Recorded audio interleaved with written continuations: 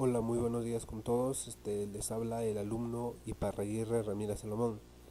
En esta oportunidad, vengo a explicarles acerca de la arquitectura de los sistemas operativos. Bueno, en primer lugar, habría que saber, ¿no?, qué es un sistema operativo. Un sistema operativo no es nada más que un conjunto de órdenes y programas que controlan los procesos básicos de una computadora y permiten el funcionamiento de otros programas. Bueno, aquí tenemos también un concepto nuevo que dice que un sistema operativo es un programa o software encargado de poner en funcionamiento el ordenador, puesto que gestiona los procesos básicos del sistema. Asimismo, se encarga de gestionar para el usuario el hardware. Y ahí el objetivo de un sistema operativo dice que el objetivo es optimizar todos los recursos del sistema para soportar los requerimientos. En otras palabras, que sería que el objetivo fundamental de los sistemas operativos es ejecutar los programas del usuario y facilitar la resolución de sus problemas. Eh, bueno, dice, también tenemos, ¿no?, las características de un sistema operativo. Primero, conveniencia. ¿Qué quiere decir? Que un sistema operativo hace más conveniente el uso de una computadora. Eficiencia, que el sistema operativo debe permitir que los recursos de la computadora se usen de manera correcta y eficiente. La habilidad para evolucionar. Un sistema operativo debe ser capaz de aceptar nuevas funciones sin que tengan problemas. Dice, encargado de administrar el hardware. El sistema operativo debe ser eficaz recibiendo las señales provenientes de los periféricos y hardware en general. Recolección de dispositivos. Cuando el sistema operativo detecta otro sistema operativo conectado en sí mismo. Eh, Algoritmos. Un sistema operativo hace el uso de la computadora más relacional y eficiente. Ah, bueno, aquí tenemos, ¿no?, algunas funciones, ¿no?,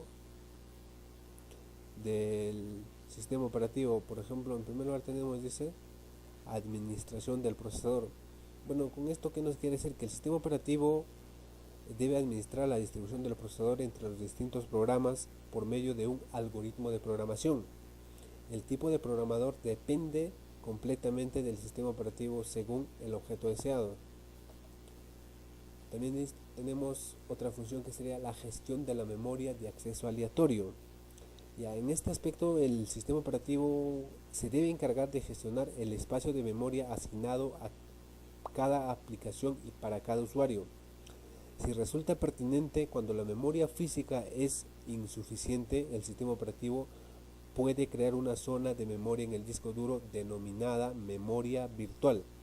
La memoria virtual permite ejecutar aplicaciones que requieren una memoria superior a la memoria RAM disponible en el sistema. Sin embargo, esta memoria es mucho más lenta. Tenemos la gestión de entrada y salida. El sistema operativo permite unificar y controlar el acceso de los programas a los recursos materiales a través de los drivers, también conocido como administradores de periféricos de entrada y salida o controladores. También tenemos la gestión y ejecución de aplicaciones. El sistema operativo se encarga que las aplicaciones se ejecuten sin problemas, asignándoles los recursos que éstas necesitan para funcionar. Esto quiere decir que si una aplicación no responde correctamente puede sucumbir. Tenemos la administración de autorizaciones. En este aspecto, el sistema operativo se encarga de la seguridad en relación con la ejecución de programas, garantizados que los recursos sean utilizados solo por los programas y usuarios que poseen las autorizaciones correspondientes. Tenemos la gestión de archivos. El sistema operativo gestiona la lectura y escritura en el sistema de archivos y las autorizaciones de acceso a archivos de aplicaciones y usuarios. Tenemos otra, sería la gestión de la información. El sistema operativo proporciona cierta cantidad de indicadores que pueden utilizarse para diagnosticar el funcionamiento correcto del equipo.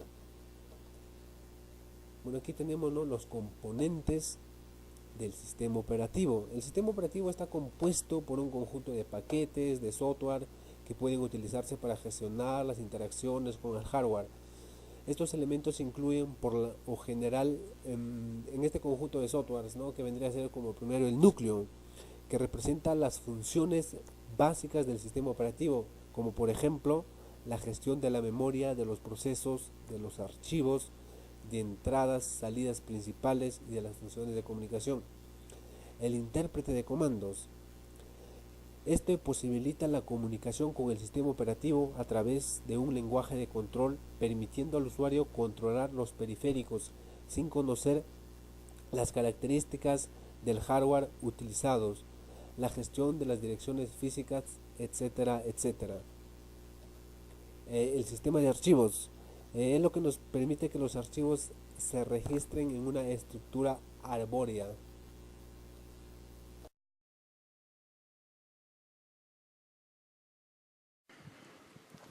Bueno, prosiguiendo con la exposición, como vemos, acá vemos los componentes que vamos a estar viendo en este caso, y también junto con el significado de John von Neumann, ¿no?, que justamente, como vamos a ver y analizando, es la que se basa todo el prototipo de lo que vamos a ir realizando, ¿no? En este caso, lo que viene a ser la unidad aritmética lógica, la unidad de control, en los dispositivos de entrada y salida y la memoria principal en este caso. Von Neumann fue el que justamente diseñó o hizo cómo podía funcionar un ordenador con sus unidades conectadas permanentemente y su funcionamiento si estuviese coordinado desde la unidad de control, ¿no? Entonces es justamente lo que vamos a ir analizando, ¿no? En este caso, por ejemplo, vemos justamente en los dispositivos de entrada y salida en la imagen, también la memoria en este caso y lo que viene a ser, ¿no?, la unidad aritmética lógica junto con la unidad de control y los registros. La unidad de memoria principal. ¿Qué es la unidad de memoria principal? Bueno, esta unidad se encarga de controlar básicamente y gobernar todo el sistema que comprende una computadora. Por ejemplo, en este caso la CPU, en un circuito integrado formado por millones de transistores, es la que justamente está diseñada para poder procesar los datos y controlar la máquina. Y como ya sabemos, es un factor clave para potenciar la computadora. La CPU dispone de dos unidades en su interior, ¿no?, la cual se conoce como, ya vamos a ir viendo, la unidad aritmética lógica y la unidad de control, ¿no? Justamente, ¿qué es la unidad central de procesamiento? ¿No? En este caso, la unidad de control. Básicamente es la que se encarga de leer las instrucciones de los programas almacenados de la memoria.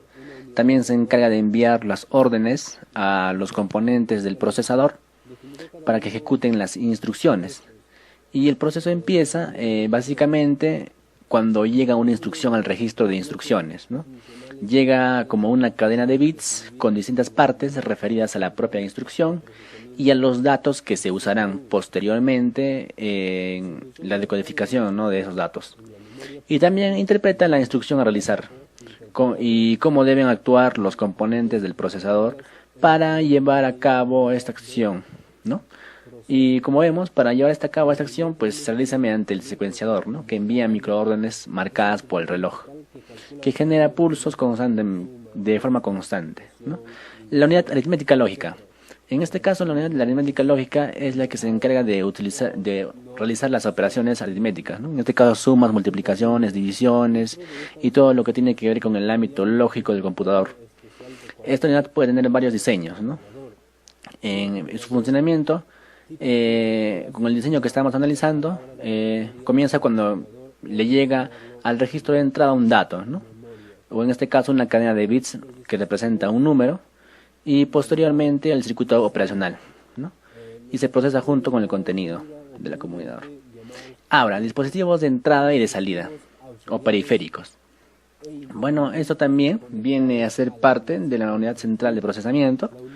En este caso, los dispositivos de entrada y de salida Por ejemplo, en el caso de los dispositivos de entrada, son los que permiten al usuario del computador introducir datos, ¿no? En este caso, comandos, por ejemplo, o algún otro dato en eso, ¿no? Y en el caso ya de salida, son los que muestran, básicamente, ¿no? O permiten al usuario ver los resultados de los cálculos, ¿no? O de las manipulaciones de los datos de la computadora. En este caso, por ejemplo, en los dispositivos periféricos de salida tenemos el teclado, el ratón, micrófonos, cámaras digitales, tarjetas perforadas, palancas de mando, ¿no? Dispositivos.